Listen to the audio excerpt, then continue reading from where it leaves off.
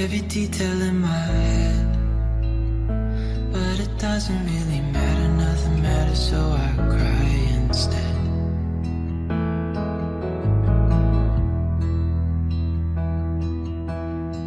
I've been running circles, trying to catch my breath.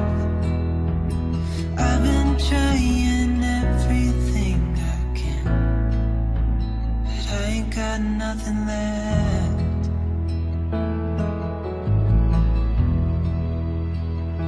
I've been staring at the ceiling, I've been staying up all night. Everything I ever worked for. Raisa, Radio Indonesia Sehat. Healthy Lifestyle Radio.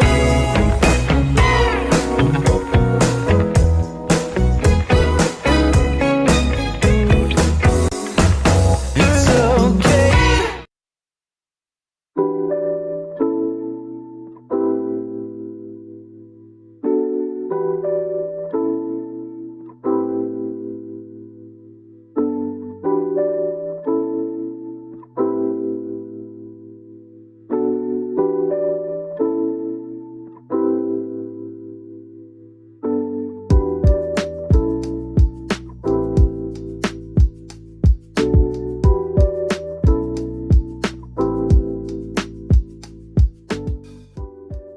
Assalamualaikum warahmatullahi wabarakatuh. Raisa, Radio Indonesia Sehat, Healthy Lifestyle Radio. Halo Sobat Sehat semuanya.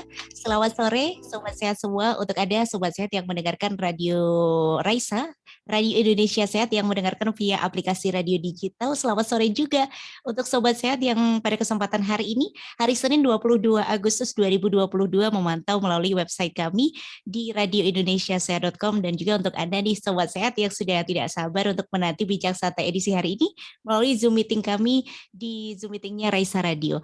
Gimana kabarnya Sobat Sehat edisi hari ini? Hari Senin ya, tanggal 22 Agustus 2022, sudah tidak nggak lama lagi kita sudah menghabiskan bulan Agustus ini. Tentunya Agustus ini luar biasa dan semoga banyaknya aktivitas di bulan Agustus, namanya juga bulan kemerdekaan, pasti banyak aktivitas. Semoga Anda tetap bisa menjaga kesehatan Anda ya Sobat Sehat. Ada banyak cara nih Sobat Sehat untuk Anda bisa menjaga kesehatan Anda, apalagi cara-cara yang menyenangkan. Nah ini sudah banyak nih cara-cara menjaga kesehatan yang menyenangkan nih. Bisa Anda juga menikmati jus di kantin di FKKMK juga banyak menyediakan makanan-makanan sehat. Selain itu juga olahraga yang menyenangkan juga bisa Anda tegakkan nih untuk bisa menjaga kesehatan Anda. Banyak cara dan tentunya banyak juga pola-polanya yang bisa Anda dapatkan di Spotify kami nih terkait dengan olahraga yang menyenangkan seperti apa, makanan yang sehat seperti apa, itu bisa Anda dapatkan di Spotify kami. Dan senang sekali Sobat Sehat, sore hari ini kita bertemu lagi dengan tema yang luar biasa, karena sore hari ini Sobat Sehat kita akan bicara tentang Women's Health, apa saja yang perlu kita perhatikan. Nah, kita akan mengulas itu selama kurang lebih sekitar 1 jam ke depan Sobat Sehat, bersama dengan narasumber kami yang telah hadir pada edisi sore hari ini. Terima kasih banyak, ada Dr. Fitriana Muria Ekawati, Master of Public Health Clinic, spesialis kedokteran keluarga layanan primer Dr. Filosofi, beliau dari Departemen Kedokteran Keluarga, Komunitas dan Bioetika FKKMK UGM, dan juga pada kesempatan sore hari ini Sobat Sehat akan ditemani oleh Dr. Galuh Dia Fatmala dari Departemen Kedokteran Keluarga, Komunitas dan Bioetika FKKMK UGM. Tentunya Sobat Sehat, kami juga persilakan Anda untuk bisa bertanya langsung, silahkan di WhatsApp kami di 0858 8065 5970. Selamat menyimak Sobat Sehat. Waktu saya berikan ke Dr. Galuh, silahkan Dok. Terima kasih Mbak Galuh. Halo Sobat Sehat semuanya. Selamat siang. Selamat siang Dr. Fitri. Selamat siang Dr. Galuh, selamat siang Ya. Dr. Galuh dan sobat sehat sekalian. Semoga dalam keadaan baik. Amin, amin, amin, amin. Semoga sehat semua. Ya, hari ini temanya menarik ya Dok. Murah-murah nanya. Dengan kesempatan ini untuk memandu Dr. Fitri untuk memberikan wejangan-wejangan dan ilmunya, sharing terkait women's health. Allah, Ya. Masya Allah. Tuh.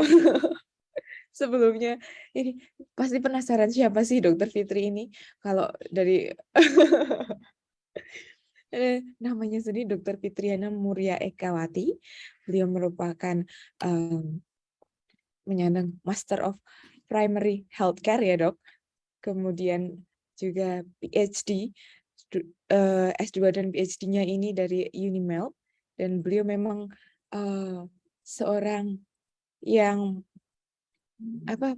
fokus dan tertarik dengan women's health. Makanya tidak salah kalau panitia Raisa ini untuk mengundang Dr. Fitri untuk sharing terkait apa itu women's health dan kepentingannya selanjutnya seperti apa.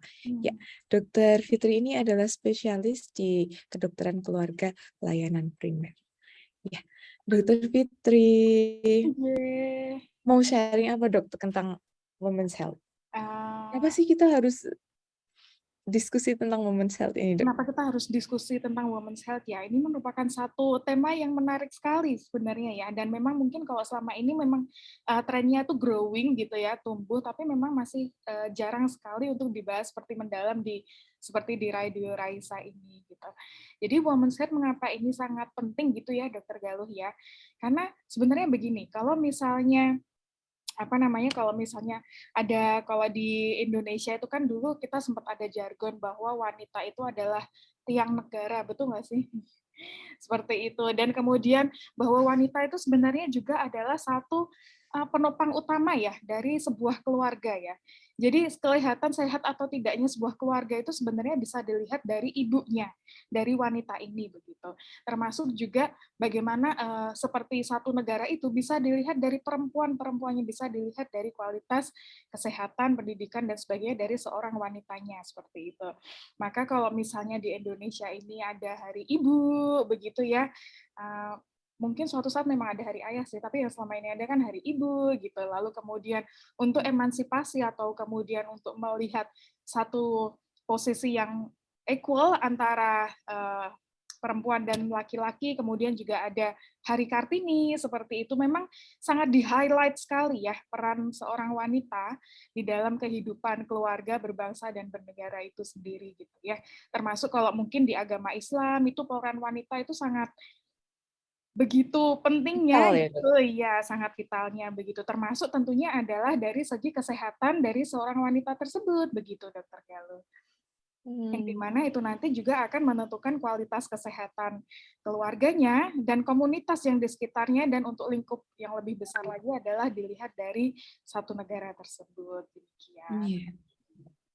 Luar biasa. Jadi kalau kita ngomongin negara, satuan terkecilnya itu keluarga. Keluarga, Dimana betul. keluarga itu yang memegang keperanan yang vital, bisa jadi ya ibunya yang memberikan gizi, Iya, yang yang ngatur memberikan anaknya bangun jam berapa. Ini gitu. meskipun kita juga tentunya ada peran ayah gitu ya. Kalau bisa dalam Iya. satu keluarga, ibu tuh adalah guru gitu, ayah kepala sekolah, iya betul. Memang ada peran yang penting sekali gitu. Tapi ibu sebagai seorang kita perannya biasanya lebih banyak gitu ya. Iya, Dok. Oke. Ya, Dok, berdasarkan penjelasan Dokter Fitri tadi bahwa betapa vitalnya peran perempuan di dalam keluarga dan perempuan sendiri harus sehat. Terkait women's health atau kesehatan perempuan, kalau kita ngomongin women's health, itu lingkupnya apa saja ya, Dok ya? Nah, ini pertanyaan yang tidak kalah menariknya nih, Dokter Galuh nih. Karena kalau misalnya kesehatan wanita itu ya sebenarnya wanita itu apa, kebutuhannya apa itu ya termasuk kesehatannya itu semuanya itu loh. Dari saat wanita ini, kalau kita lebih ke perempuan ya, jadi ada asosiasinya kenapa women's itu kalau di Indonesia lebih kemudian itu kalau sekarang memakai trennya itu perempuan begitu ya, karena kalau misalnya asosiasinya dengan wanita itu kan kadang bahasa Jawanya kan wani ditoto, itu asosiasinya kok ditoto terus gitu. Jadi makanya lebih banyak digunakan istilah perempuan karena empu gitu, yang punya, yang ibu seperti itu. Nah, apa saja kemudian kesehatan wanita ini yang kemudian mungkin penting begitu ya, atau mungkin melingkupi apa saja sih dok biasanya kayak gitu, tentunya banyak sekali. Pertama biasanya kalau misalnya peran wanita itu sebagai apa, Dokter Galuh? Sebagai ibu, Ya, istri? sebagai ibu tentunya pertama adalah kesehatan maternal, lalu kemudian wanita itu pada saat adolescent sebenarnya juga membutuhkan satu perhatian kesehatan di situ karena kita mempunyai melalui pubertas, fase pubertas, menstruasi seperti itu. Kemudian dewasa muda kita juga dihadapkan pada kebutuhan vaksinasi HPV kalau orang yang remaja ya, kemudian persiapan untuk menjadi ibu, nanti terus kemudian kita juga perlu melihat dari segi ginekologisnya seperti itu. Itu yang dari segi fisiknya nih. Ada juga yang dari segi mental health-nya juga ada, termasuk bagaimana pola konsumsinya, seperti itu. Maka kesehatan, sebagian besar perhatian kesehatan yang ada pada diri laki-laki ya, itu seperti cardiovascular health, itu sebenarnya di wanita juga ada, gitu. Termasuk faktor-faktor resiko yang lain, misalnya ada gangguan ginekologis kah misalnya, atau kemudian kita membutuhkan satu screening untuk misalnya nanti kanker payudara karena growing ya, kalau misalnya di wanita itu, lalu kemudian leher rahim juga, nanti agak tua sedikit ada kesehatan tentang menopause begitu ya, sampai fase ke fase kehidupan selanjutnya.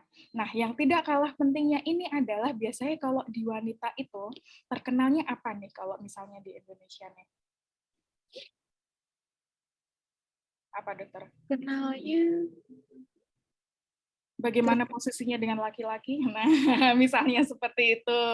Lalu kemudian ini yang mulai banyak diperbincangkan ini dari sisi bagaimana respon terhadap kekerasan rumah tangga, domestic violence, seperti itu. Bagaimana empowerment-nya di dalam satu keluarga, bagaimana posisinya dengan pasangan, dengan laki-laki, dari bapak dan ibu itu apakah sudah equal atau belum, seperti itu. Banyak sekali sebenarnya yang sisi-sisi dari women's health ini yang sangat menarik sekali kalau misalnya kita bahas lebih dalam. Iya, setuju Dokter Fitri. Menarik dan banyak sekali. Jadi dari sisi anatominya juga Ya, wanita berbeda dengan laki-laki. Dan ya, sesuai taraf umurnya. taraf Ada bisa umurnya beda sendiri, nanti sendiri, dewasa muda, dewasa tua. Dan pola penyakitnya juga beda-beda. Dan itu berbeda-beda, betul sekali. sangat menarik dan penting untuk kita semua, terutama ini wanita.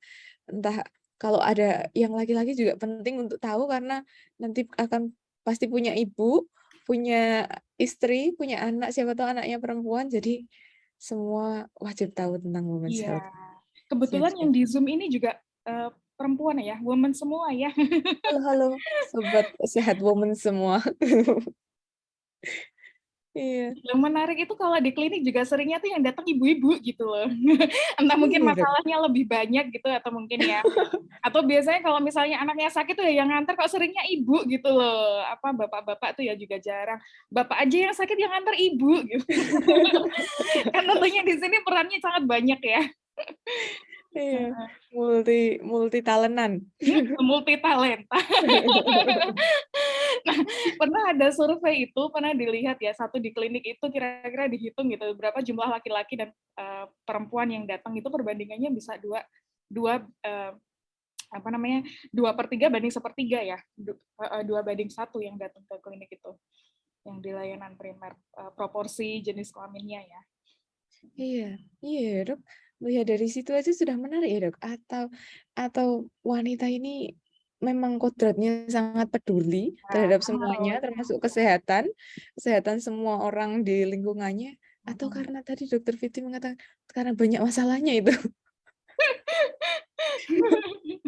Ya tentunya karena kepedulian juga begitu. Karena Oke. masalahnya tuh muncul karena terlalu peduli gitu ya. Sangat peduli sekali. Oke. Tapi memang secara fisik, mental itu memang wanita secara penelitian memang lebih peduli seperti itu ya, Dok?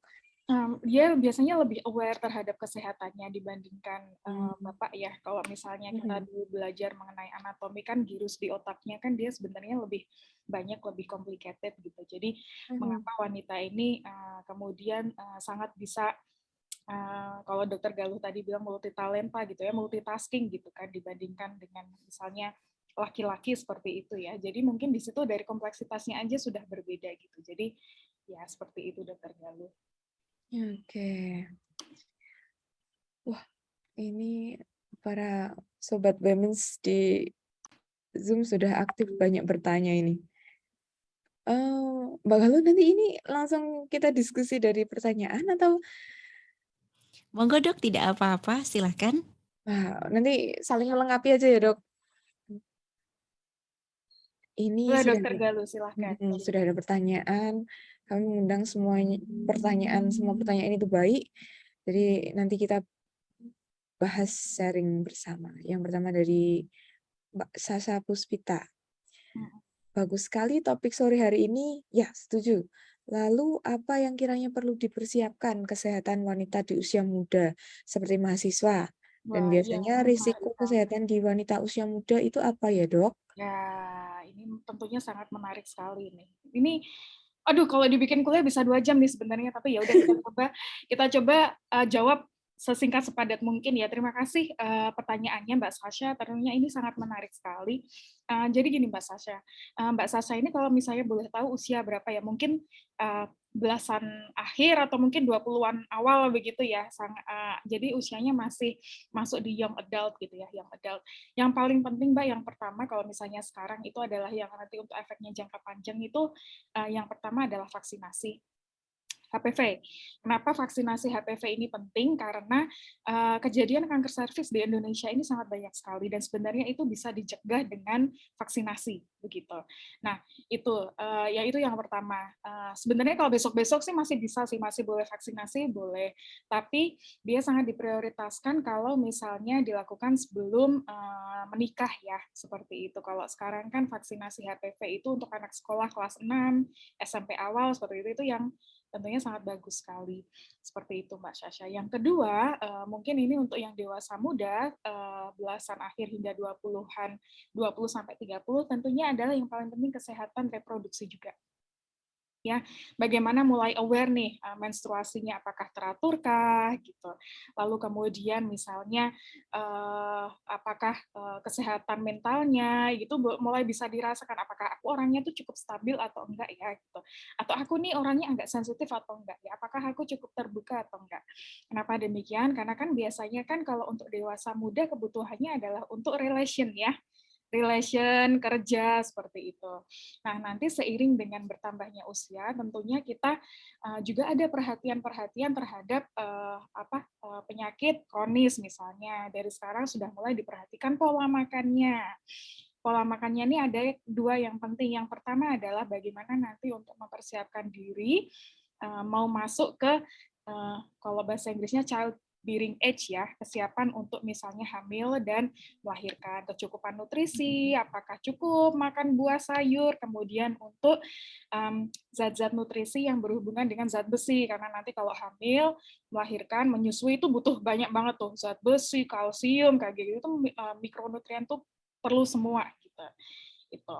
Nah, kemudian yang kedua adalah nanti untuk pencegahan chronic disease. Chronic disease ini tentunya dari pola makannya mulai dari sekarang dijaga. Dokter Galuh suka gorengan, Dok? Saya Indonesia Tulen, Dok. Insya Allah suka. Suka nasi, Dok. Nah, ini mulai perlu diperhatikan dari muda ya, biar nanti nggak berlanjut gitu. Jadi Iya, makanan sehat setuju, sudah mulai Dok. perhatikan. Oh iya, ini Dok, Mbak Sasha 25 tahun. Iya, itu Mbak.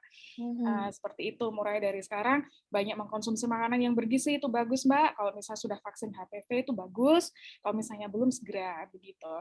Lalu kemudian nanti juga perlu melakukan pemeriksaan payudara ya, kita lebih aware terhadap itu meskipun sebisanya dulu ya kalau misalnya masih awam atau kalau misalnya mempunyai background di bidang medis bisa dibantu oleh koleganya yang lain untuk meriksa atau pemeriksaan payudara secara klinis atau bisa dilanjutkan ke USG misalnya seperti itu.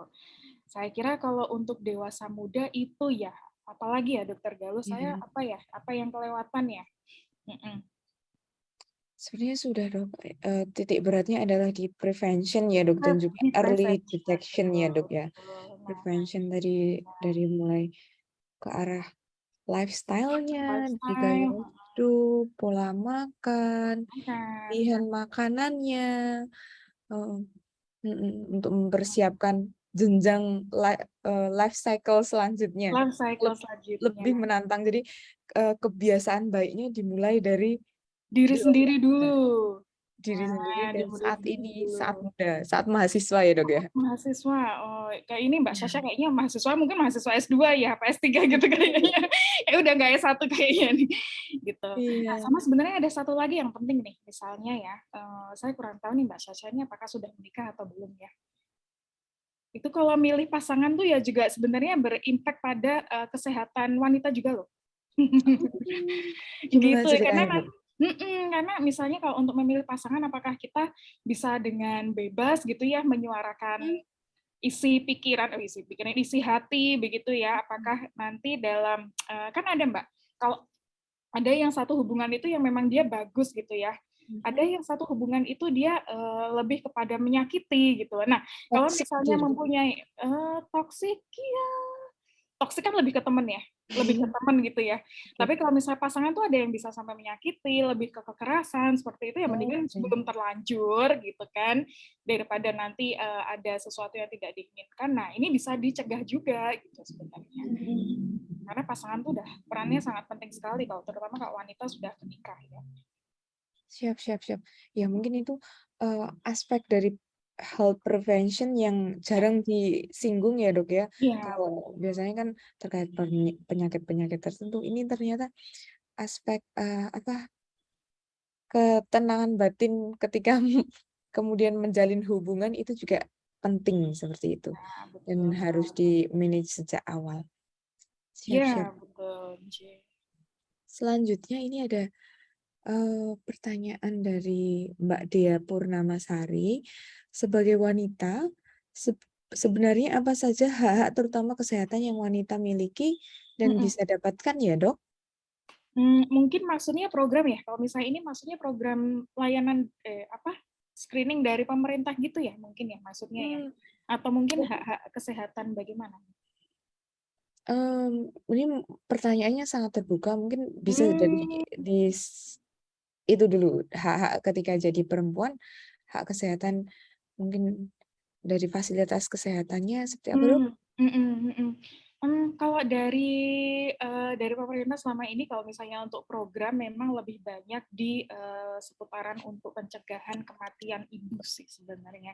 Jadi lebih kepada antenatal care seperti itu, lalu kemudian bagaimana cara mendapatkan konseling. Oh, dari pemerintah, iya betul. Dari konseling, misalnya konseling untuk kontrasepsi, seperti itu. Kalau misalnya yang lebih muda, itu sebenarnya perempuan ini juga bisa mendapatkan vaksinasi HPV gitu ya, kalau program ya. Biasanya lewat sekolah-sekolah ya. Tapi kalau misalnya udah terlanjur tidak ikut program itu, memang harus bayar sendiri sih, gitu. Lalu kemudian kalau misalnya dari asuransi sendiri, kalau misalnya dia sudah menikah lebih dari 35 dan kemudian sampai usia 50, seperti itu bisa juga rutin untuk melakukan pap smear. 1 tahun sekali misalnya seperti itu, lalu nanti selanjutnya itu bisa dilihat bagaimana hasil dari pap smear yang pertama, apakah perlu di follow up secara rutin per 3 tahun atau mungkin per 1 tahun, seperti itu tergantung dari pemeriksaan sebelumnya. Lalu kemudian kalau untuk hak-hak pemeriksaan untuk penyakit kronis itu sebenarnya juga sama ya, dengan laki-laki sebenarnya sama saja. Pap smear, pemeriksaan payudara untuk yang klinis itu juga gratis karena hanya seperti konsultasi dokter aja, bisa dilakukan di dokter keluarga terdekat atau bisa ke puskesmas. Lalu kemudian nanti baru kalau ada suspicious begitu bisa dilakukan USG atau mamografi, tapi tentunya ini tidak semuanya, hanya masih kalau di Indonesia kita masih per kasus begitu. Pendampingan terhadap kesehatan wanita itu juga ada di puskesmas. Untuk remaja itu biasanya juga Bu Bidan atau perawat itu rutin mereka melakukan edukasi mengenai kesehatan reproduksi di sekolah-sekolah begitu. Atau kalau di UGM ini sebenarnya kan ada Posbindu ya, Health Promoting University, salah satunya juga tentang kesehatan reproduksi. Itu nanti juga ada kegiatan-kegiatannya yang memang untuk spesifik ke reproduksi wanita misalnya seperti itu. Iya, iya kalau di klinik keluarga ataupun puskesmas itu memang ada kliniknya khusus ya dok, KIA. KIA betul Ya, sekali ya, itu di memang situ diprioritaskan betul. pepak gitu dari mulai Pak, mau dikasih konsultasi iya, apapun, KB dan KB, dikasih tablet konseling. besi gitu kan, Iya. ya, kalsium gitu juga Mm, banyak. mm-mm. Mm-mm. Iya. Tadi ngomongin tentang HPV, vaksin HPV. Mm-mm. Itu fungsinya apa ya, Dok? Kenapa itu Nah, penting, Dok, bagi jadi sobat jadi sehat? vaksin HPV ini adalah kita kalau misalnya melihat dari apa namanya eh, kejadian CA cervix ya, kalau di dunia ini itu memang paling banyak dia disebabkan karena virus HPV namanya. Nah, Hmm. dari virus HPV ini kemudian ada tipe-tipe tertentu yang kemudian itu dia diinikan, oh ini kalau HPV terinfeksi virus ini nanti kemungkinan bisa nggak semuanya sih bisa berkembang menjadi CA cervix seperti itu. Nah, vaksin HPV itu sama aja kayak misalnya kalau misalnya sekarang ya biar gampang nyambungnya itu kayak penyakit ini ya, apa namanya, COVID misalnya seperti itu, kita memberikan kekebalan primer kepada si wanita tersebut gitu. Biar suatu saat misalnya ketemu sama si virus ini gitu, itu kita tubuhnya sudah mempunyai persiapan gitu, udah mempunyai satu apa ya perlindungan terhadap virus tersebut gitu. Intinya sih seperti itu, Mbak. Dokter Galuh. Nah, tipenya apa saja gitu ya? Apa namanya? Kalau misalnya apa di Indonesia ini memang tergantung dari segi vaksinnya. Ada yang proteksinya terhadap 2 atau terhadap 4 dari tipe vaksin HPV atau human papillomavirus ini. Nah, saya nggak sebut merek ya di sini soalnya nggak dapat sponsornya. Tapi memang ada beberapa yang disarankan adalah proteksinya yang lebih banyak. Itu ada 4 proteksi seperti itu terhadap HPV. Oke. 5, 16, 18 kayak gitu. Ininya. Iya. Oke, vaksin itu ibaratnya memberi tentara ya, Dok, biar serang Memberikan gitu. tentara. Kemudian untuk mencegah kanker serviks. Kanker serviks ini termasuk kanker yang insidensi prevalensinya tinggi ya, Dok, di wanita ya, Dok, di Indonesia, Dok. Karena di Indonesia, kalau di luar negeri sebenarnya dulu sama aja, dulu banyak Oh juga. gitu, Dok. Dulu banyak juga, tapi kan di luar negeri udah divaksin duluan. Oke. Dari sekian tahun lalu dia udah divaksin duluan, makanya sekarang udah mulai ada eradikasi gitu. Oke. Nah, sebenarnya bisa juga sih, apa namanya, karena memang banyak ya, salah satu, kalau kita di kedokteran keluarga, salah satu prevensinya itu kan ada prevensi primer dengan vaksin, atau kemudian kita prevensi primer dengan deteksi dini. Ya, deteksi dininya kalau misalnya kanker serviks itu adalah dengan IVA, kalau yang paling mudah dan paling gampang ya di puskesmas di mana aja bisa, atau kalau misalnya mau yang bagusan dikit itu ya dengan pap smear gitu ya, atau kalau misalnya mau yang paling bagus ya misalnya perpaduan antara pap smear, kemudian nanti dilihat juga tes HPV DNA-nya gitu. Siap. Iya. Yeay. Oke, ini Dok, pertanyaan masuk tuh banyak, Dok. Ini kayaknya mau Langsung promil aja, semua. Dok. Ini laris manis ini, Dokter Fitri ini. Ya, ini selanjutnya ada dari Mbak Husna Faizah. Ini bertanya terkait, tadi tertarik, Dok, dari Dokter Fitri mengungkapkan kalau mencari pasangan itu sebenarnya juga topik dari Women's Health gitu. Iya loh, Lalu iya. poin-poin apa saja yang kira-kira perlu kita tanyakan kepada calon pasangan bila hendak menikah dan berumah tangga? Kebetulan saya belum menikah, Dok. Tapi udah punya pacar belum nih? Nah, ini dia. Nanti udah Nah. nanya-nanya, tapi harus kadung seneng ya, susah ya. Kayak gitu. Sebenarnya kita pasti punya feeling, Pak. Dokter Galuh ya, kalau dengan pasangan itu kan kita tahu ya cara berpikirnya gitu ya. Hanya agak sulit nih, kadang soalnya kalau misalnya apa yang diomongin pas pacaran tuh kalau habis menikah tuh ya kok beda gitu. Kok beda misalnya seperti itu. Atau mungkin yang waktu pacaran kayaknya nggak peduli, tapi kemudian setelah menikah kok ya jadi bapak yang baik gitu, misalnya jadi family man misalnya seperti itu. Tapi begini prinsipnya adalah, kenapa kemudian memilih pasangan itu penting? Itu ada 2 hal yang utama yang bisa dipertimbangkan. Salah satu yang pertama adalah apakah kita dapat secara bebas mengemukakan pendapat kita. Gitu. Karena ini hubungannya adalah dengan position dengan empowerment dari seorang wanita itu sendiri. Nah, empowerment ini nanti efeknya itu banyak sekali. Pertama, apakah kita itu empower untuk apa ya, memutuskan sesuatu pada diri kita, gitu kan. Empower di sini adalah kemudian bagaimana nanti dalam satu keluarga itu keputusan yang ada tuh ya nggak cuma keputusan bapaknya, tapi kemudian keputusan bersama antara suami istri ini. Contohnya misalnya Mbak, kenapa hal mengenai women's empowerment ini penting? Karena seringkali Mbak di Indonesia itu kita biasanya nih kalau misalnya kalau di Jogja mungkin sudah jarang karena di Jogja udah bagus ya. Di daerah-daerah yang agak desa begitu. Kita mau rujuk seorang ibu gitu ya udah hamil, aduh gini kayaknya udah mau preeklamsia, mau dirujuk ke rumah sakit.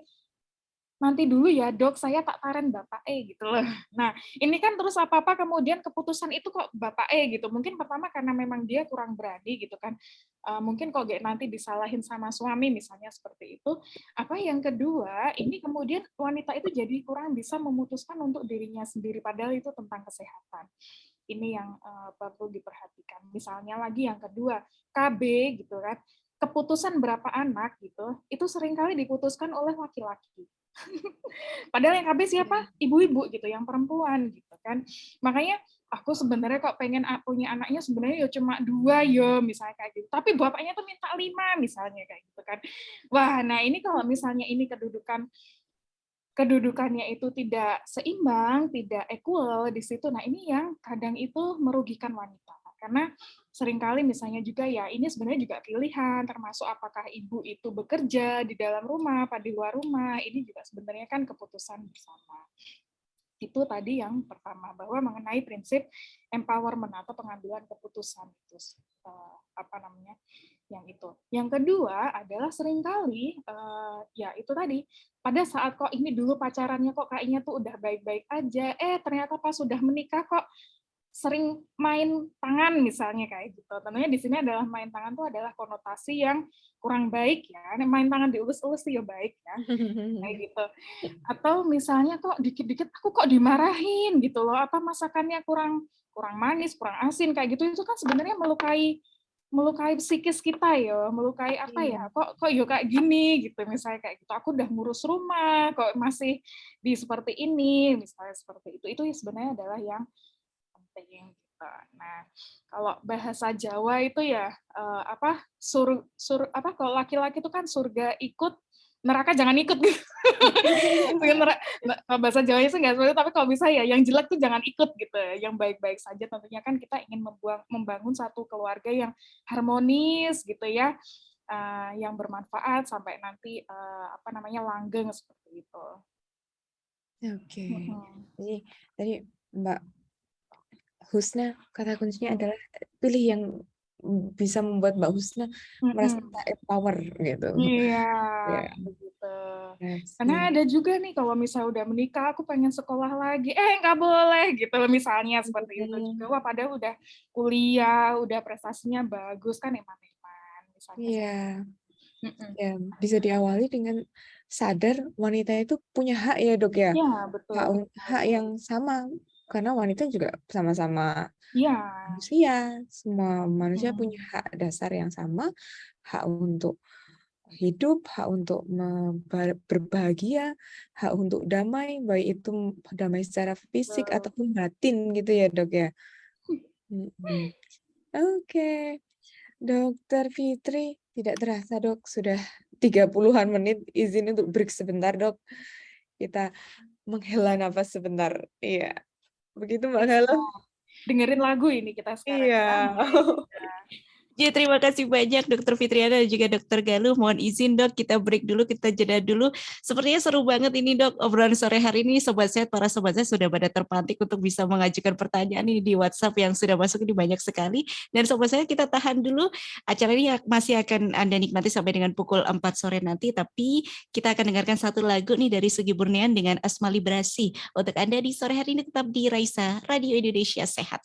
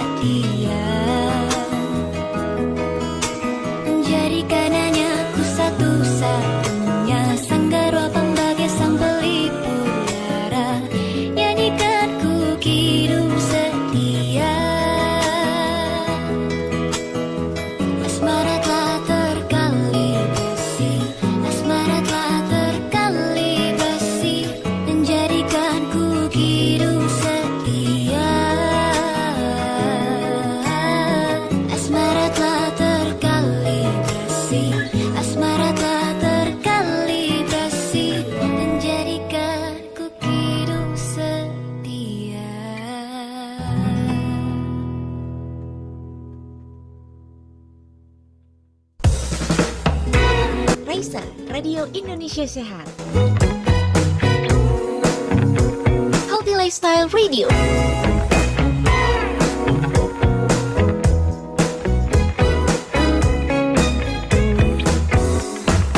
It's okay.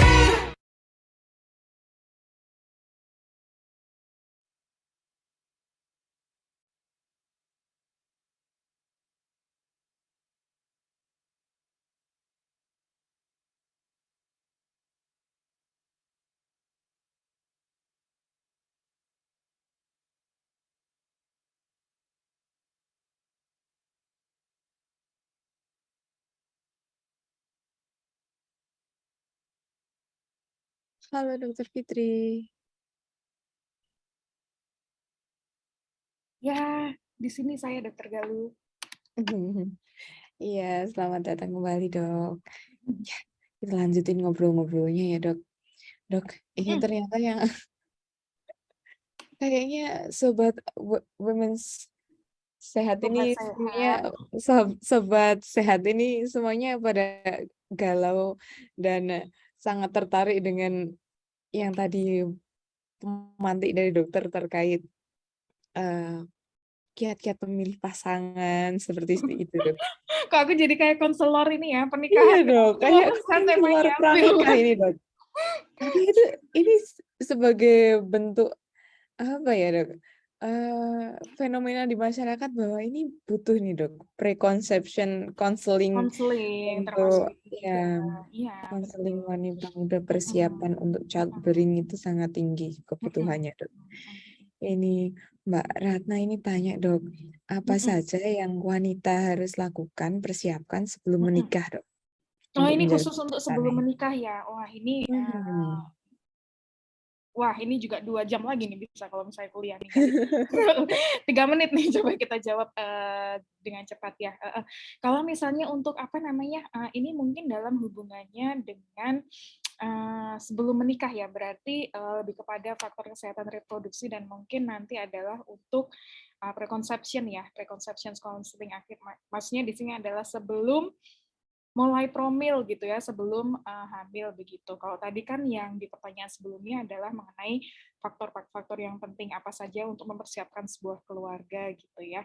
Kalau kedua yang ini adalah untuk mau menikah gitu. Pertama tadi tentunya vaksin gitu, apakah sudah atau belum, karena vaksinasi HPV tentunya bagus kalau misalnya sudah sebelum menikah gitu. Karena sebenarnya bukan menikahnya sih ukurannya, melakukan hubungan suami istri yang pertama gitu. Tapi kalau di Indonesia kan lebih ini kan dengan menikah ya, kalau di luar negeri mah terserah gitu ya, ada menikah atau misalnya enggak seperti itu.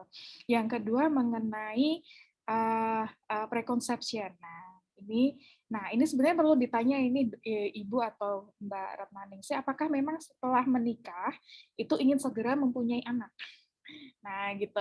Sebenarnya tanyanya itu dulu. Karena kalau enggak, karena saya punya asisten tuh ya menikah aja, Dokter Galuh gitu. Nah, terus enggak pengen punya anak meskipun di Indonesia kalau selama ini kan kalau habis menikah itu pertanyaan pertama, udah itu belum gitu kan. Jadi kayaknya encourage untuk rajin gitu. Rajin mempersiapkan. Karena ada memang yang sengaja enggak dok, saya sekian tahun lagi karena ini pengen meniti karir dulu dua-duanya atau pengen sekolah dulu.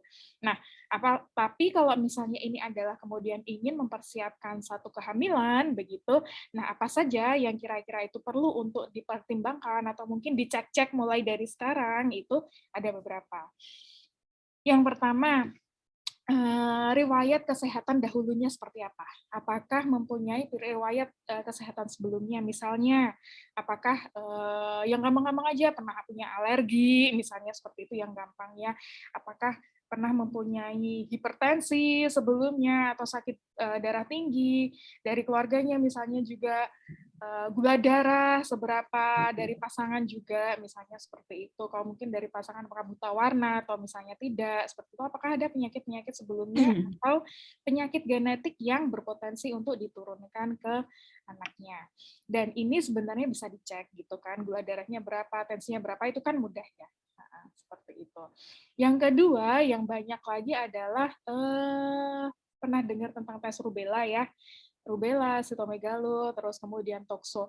Tokso sebenarnya jarang dites secara literatur karena penelitiannya 90% 80 ke atas lah, 85 ke atas, 90 ke atas, tergantung dari negaranya, itu sebenarnya sudah mempunyai kekebalan terhadap tokso. Dan tes tokso itu sebenarnya tidak disarankan oleh WHO. Seperti itu.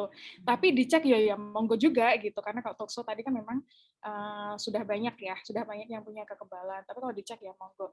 Yang terpenting adalah dari rubella dan sitomegalonya sebenarnya. Rubella kalau dulu waktu kita masih kecil gitu pernah divaksin, kalau sekarang MMR ya. Kalau misalnya dulu belum Ya. ada.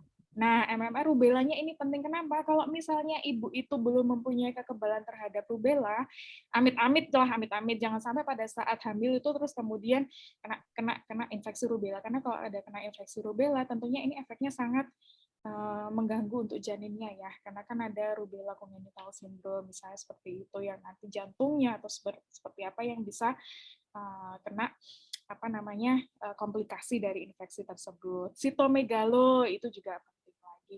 Nah, terus kemudian yang penting lagi vaksin varicella, atau sebenarnya lebih tepatnya adalah kekebalan pernah kena cacar atau enggak, intinya itu. Kalau udah kena cacar, oh ya udah alhamdulillah nggak perlu vaksin. Tapi kalau misalnya belum, divaksin sama MMR yang tadi. Kalau di Australia, kalau misalnya si ibu ini belum punya kekebalan pada saat dicek itu tadi, waktu prenatal preconception counseling itu, dia akan dikasih waktu, dikasih pilihan mau vaksin sekarang sebelum hamil, karena nggak bisa vaksin pada saat hamil, Mbak Galuh, atau setelah melahirkan, gitu. Kalau udah terlanjur hamil ya udah, berarti Bismillah, jangan sampai kena, lalu kemudian nanti setelah bayinya lahir langsung divaksin, gitu. Itu kalau misalnya untuk yang rubella. Lalu kemudian yang varicella juga sebenarnya sama. Di Indonesia ketambahan satu lagi ya ini tetanus gitu kan. Makanya kalau di Indonesia itu catin-catin calon pengantin itu kan biasanya datang ke puskesmas, selain yang pertama itu nanti dapat surat keterangan dari puskesmas, terus nanti dibawa ke KUA, diceramahin tentang women empowerment gitu kan. Terus yang kedua disuntik tetanus. Nah, kenapa? Oh, dokter Galuh habis vaksin kan pengantin baru nih. Iya, jadi inget-inget, oh iya ya kemarin. Jangan nggak lewat catin nih lo.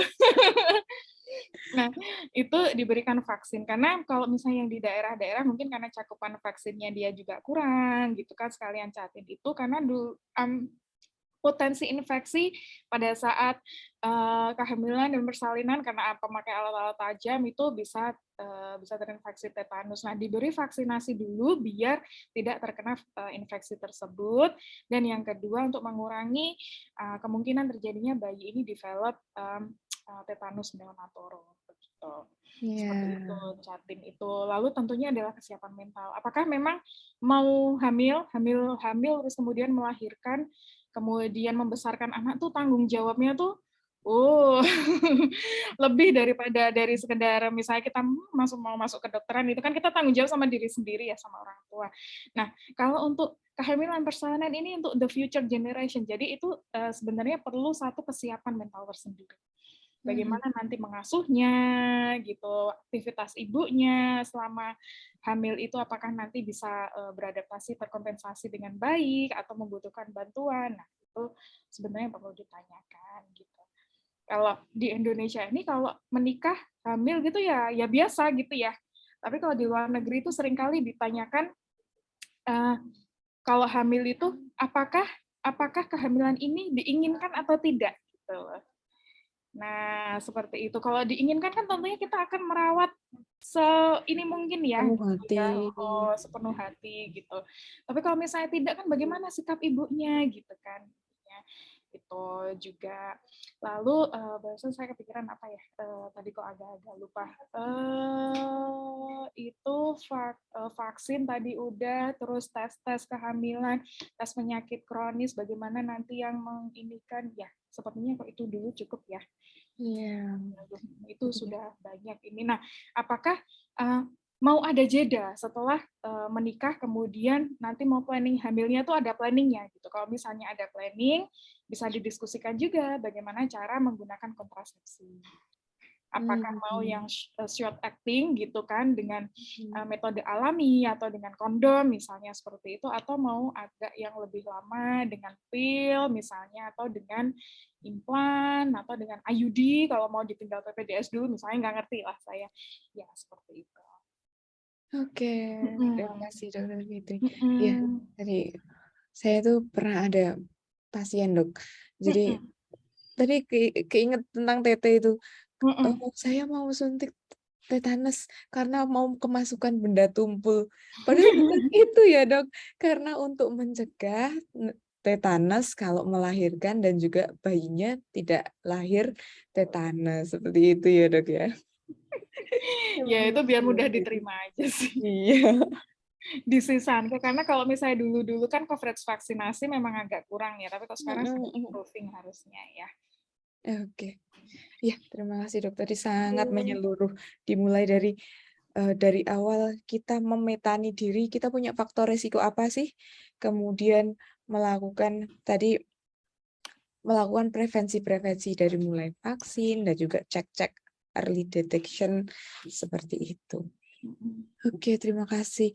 Ini alhamdulillahnya ternyata ada bapak-bapaknya dok. Oh, Atau alhamdulillah. mas-masnya ini ada Mas Agung Iswandi ini bertanya, beliau sangat peduli dengan kesehatan wanita dok. Yang bisa dilakukan suami dok untuk mendukung women's health ini apa dok? Wah, alhamdulillah. Saya seneng kalau misalnya ada bapak-bapak suami seperti ini tuh, Kak, merasa kita kayak seneng gitu ya. Oh, betul banget Iya. nih, istrinya atau mungkin anaknya gitu ya, ada bapak atau suami yang sangat mendukung. Tentunya ya, yang pertama ya kita dukung deh, tentunya baik-baik ya kemauan wanita ini Iya. seperti apa. Lalu kemudian pada saat mungkin yang berhubungan dengan kesehatan begitu, Pak Agung atau Mas Agung ini cukup mendengarkan di sini. Oh, saya aware dong istri saya itu usia seberapa begitu ya. Lalu kemudian kebutuhan kesehatannya seperti apa gitu. Kalau peduli selain tadi mendukung, keputusannya seperti apa gitu, lalu kemudian juga perlu dibesarkan hatinya kalau misalnya nanti mau screening atau seperti apa, karena kadang takut wanita itu. Terus laki-laki kalau sama bingung ya yowes nanti aja gak jadi gitu. Nah ini kalau misalnya penting memang harus harus disupport, harus didukung begitu ininya keputusannya begitu. Lalu yang kedua ini biasanya ini penting juga ini. Misalnya nih dok nih, Mas Agung nih sayang sekali ya dengan istrinya misalnya seperti itu ya. Jangan sering-sering diajak makan yang banyak kolesterolnya mas. Tentunya di sini kalau misalnya peduli gitu ya, aduh dek kok beli gorengan terus, beli buah aja, beli sayur. Nah itu mendukung Mas Agung gitu loh, biar awet langsingnya, berat badannya ideal. Nah itu juga salah satu mendukung terjadinya prevensi untuk penyakit kardiometabolik. Nah, misalnya seperti itu juga gitu. Tentunya selain sikap yang tadi sudah kita sebutkan ya. Oke. Oke. Ini sebenarnya masih banyak dok, tapi mungkin ini pertanyaan terakhir Oh dari gitu ya. Fokus Yudiati ini. Jadi dok, ini dari umur berapa seorang wanita harus mulai memperhatikan kesehatannya? Seperti itu pertanyaan dari Fokus. Ya, ini pertanyaan yang tidak kalah menariknya, Dokter Galuh.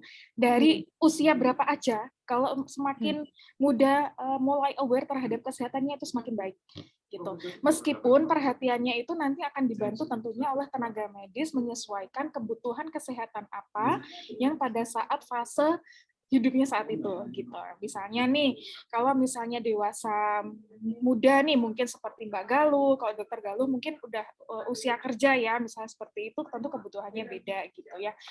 Itu juga perlu bagaimana hubungan yang baik dengan pasangan, vaksin tadi kan kalau dewasa muda. Kalau udah bekerja, bagaimana maintaining hubungan di teman kerja, lalu kemudian kalau sudah menikah ya pap smear secara rutin berkala, mulai perhatian terhadap penyakit-penyakit metabolik, screening DM, gula, kemudian hipertensi gitu. Nanti kalau misalnya sudah menikah gitu ya, mempunyai anak ya diperhatikan kehamilannya gitu kan, kontrasepsi kalau misalnya perlu, bagaimana parenting, membesarkan anak, lalu kemudian nanti kalau untuk ibu-ibu kita usia 50 ke atas, mulai diperhatikan juga kesehatan untuk wanita usia menopause, nanti untuk usia setelah menopause itu juga ada perhatiannya.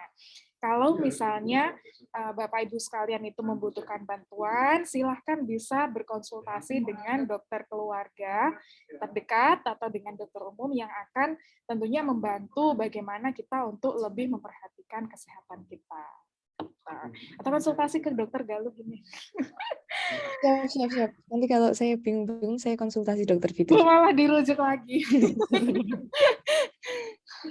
Ya udah kita konsultasi bareng nanti, Dok. Konsultasi bareng akhirnya. Iya, oke. Dokter Fitri, hampir 1 jam, Dok. Ini saya dijabel Mbak Galuh nanti. Oh iya, anjir. Kelamaan nanti. Ya seru sekali, Dok, kita ngobrol tentang women's health. Tadi kalau dari apa yang perlu diperhatikan, ternyata banyak sekali yang perlu diperhatikan. Bahwa semua itu penting. Ini kata kunci dari Dokter Fitri tadi. Ini key point hari ini adalah wanita itu penopang negara. Satuan terkecil dari negara adalah keluarga, satuan yang penopang keluarga adalah wanita. Jadi perlu diperhatikan kesehatan inside dan outside-nya. Inside dari secara anatomi tubuhnya, kita harus melakukan prevensi dan juga early detection, dan juga outside. Wanita itu ternyata tidak hidup sendiri, dia dengan anaknya, dengan suaminya, dengan teman kerjanya, teman kuliahnya, dan lain-lain. Dan itu perlu dijaga supaya harmonis, agar tercapai kesehatan perempuan yang ideal. Demi perempuan Indonesia sehat ya, Dok. Yes, setuju. Oke, siap. Terima kasih sekali lagi Dokter Fitri atas sharing-sharingnya, ilmu barunya. Semoga ada lain kesempatan untuk ngobrolin tentang women's health ini. Bukan begitu Mbak Galuh? Dokter Baik, Fitri terima siap diundang kasih nih. Mbak Galuh. Dokter Galuh, terima kasih. Semoga bermanfaat diskusi. Amin. Insya Allah matur nuwun sangat Dokter Fitri dan juga Dokter Galuh telah membagikan ilmunya pada kita sore hari ini, buat kita lebih semangat lagi nih ya Sobat Sehat, dan mulai sejak dini untuk memperhatikan kesehatan kita, dan semoga bisa lebih aware lagi ya Sobat Sehat. Dan sekali lagi kami ucapkan sekali lagi untuk Dokter Fitriana Muria Ekawati, Master of Primary Healthcare, spesialis kedokteran keluarga, layanan primer, Dokter Filosofi. Terima kasih banyak juga Dokter Galuh Diah Fatmala telah memberikan ilmunya kepada kita semua. Dan Sobat Sehat, untuk Anda, mohon maaf nih untuk Sobat Sehat sudah mengajukan pertanyaan. Ini kita harus karena ada keterbatasan waktu, mohon maaf belum bisa menjawab ya Sobat Sehat. Mungkin lain waktu semoga kita bisa berjumpa lagi, dan semoga bermanfaat Sobat Sehat, dan Anda bisa menyaksikan kembali, menikmati kembali dalam bentuk podcast di Spotify. Terima kasih banyak Dokter Fitri dan juga Dokter Galuh. Salam sehat, salam untuk keluarga Dok di rumah. Dan terima kasih Mbak Galuh. Assalamualaikum. Waalaikumsalam warahmatullahi wabarakatuh. Sobat Sehat, jangan lupa jaga kesehatan, dan saya Galuh beserta dengan tim mohon pamit undur diri. Mohon maaf apabila ada kesalahan pada saat acara berlangsung. Terima kasih banyak. Wassalamualaikum warahmatullahi wabarakatuh.